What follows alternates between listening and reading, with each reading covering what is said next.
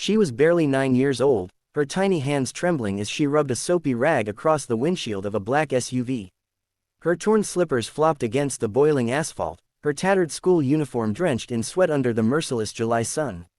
But her eyes, those wide, desperate brown eyes, never blinked away from the rearview mirror, silently hoping the man behind the wheel would roll down his window and hand her just $5. That was all she needed. $5 to buy her mother's medicine. $5 to keep her alive.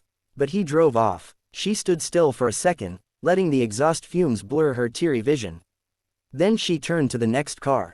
Then the next, and the next. Uncle, please, can I clean your window? Just 5 rupees, please. I mean $5, just for Mama's medicine, she whispered like a broken prayer.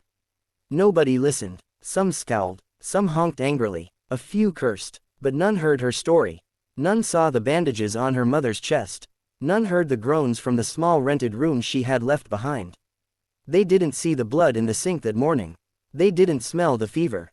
They didn't hear her cry into her pillow the night before when her mother had whispered, "If only we had $5, I could breathe again, baby." She was losing hope, until a sleek, vintage Rolls-Royce stopped at the red light. A man in a gray suit, wearing dark sunglasses and a heavy look on his face, stared straight ahead. She hesitated. This car looked too expensive. He looked too important. But she had to try. The medicine shop would close in an hour. She walked over slowly, heart thudding. But before she could speak, the man turned and lowered the window. "Do you believe in miracles?" he asked her softly. She blinked, stunned. "Sir." He stared at her with eyes that looked like they once belonged to someone full of life. Now they were hollow. "I was just about to give up on life today. But then, I saw you." Her lips trembled. "I just need $5 for my mom. She's very sick. I'll clean all your windows, I swear. I'll do anything." He said nothing. The light turned green. Horns blared behind him, but he didn't move. Then he took off his sunglasses, and his eyes filled with tears. "What's your name?" he asked. "Zoya, Zoya," he whispered like a memory. "My daughter was named Zoya." The man pulled his car over to the side. That moment changed everything. Zoya sat nervously in the front seat of the vintage Rolls-Royce, still clutching the half-wet rag she had used to clean windows just moments ago. Her eyes darted between the dazzling dashboard and the man beside her. He hadn't spoken since asking her name. His knuckles were tight around the steering wheel, though the car wasn't moving. He simply stared through the windshield as if lost in another world. After a long, strange silence, he finally spoke. "How old are you, Zoya?" "9, sir," she replied, voice barely above a whisper. He nodded slowly. "You said your mother is sick." She has a chest infection. The doctor said she needs antibiotics. She can't breathe well. We don't have money. Papa died last year in an accident. I'm trying." Her voice cracked at the last word, and tears she had tried to hold in all day spilled over. The man turned slowly, watching her cry. "I had a daughter," he said suddenly. "She would have been 10 this year. Her name was Zoya too." Her crying stopped. "She died 2 years ago. Leukemia. I had all the money in the world, but I still couldn't save her. After she passed, I lost everything.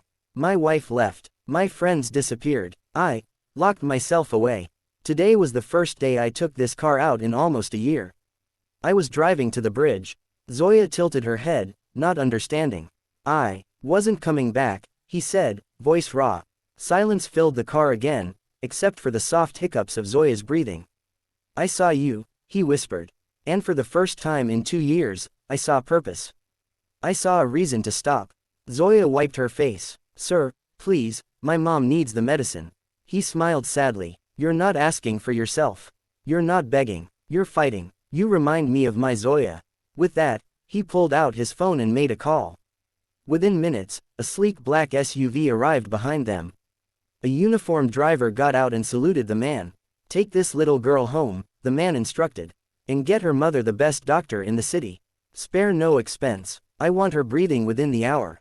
Go." Zoya gasped. "Wait, really, you mean it?" He looked at her with eyes filled with both sorrow and peace. "Yes, but not because I'm kind. Because you just saved my life, little girl." Tears welled in her eyes again, but this time they were warm. "Can I know your name, sir?" He nodded. Adam Khan." She repeated it like a prayer. "Thank you, Mr. Adam." The driver guided Zoya into the SUV, and within the hour, her mother was hooked to oxygen and monitored by specialists in a private hospital room. Zoya never let go of her mother's hand the entire time, whispering, "It's going to be okay now, Mama. I met an angel today." 1 week later, Adam Khan visited the hospital quietly, flowers in hand. He watched from the doorway as Zoya giggled with her recovering mother, feeding her soup. They both looked healthier, brighter. Zoya saw him and ran into his arms. "I cleaned your windows, but you cleaned my whole life," she said. He knelt down, pulling her close. "No, Zoya, you reminded me that life still has meaning. That giving is the only thing that makes pain bearable." He later asked Zoya's mother if he could set up a trust for her daughter's education, promising to support her until she finished college. The mother cried so hard, she could barely thank him. 6 months later, Zoya stood at the podium at her school's charity event, now dressed in a crisp uniform, her hair tied neatly. She spoke with confidence. "There was a day when all I needed was $5, she said to the crowd. But instead, God sent me a lonely man who had lost his own little girl. And together, we saved each other." In the audience, Adam Khan clutched a photograph of his late daughter, eyes glistening with pride. Final words narration ending for video. Sometimes, the smallest cry for help can awaken the biggest hearts. Zoya didn't just receive $5, she gained a father figure, and Adam didn't just save a little girl's mother, he found a reason to live again. Sparkles, if this story touched your heart, please like the video and subscribe to the channel for more inspiring real-life stories that prove love still exists, even in the darkest moments. Sparkles.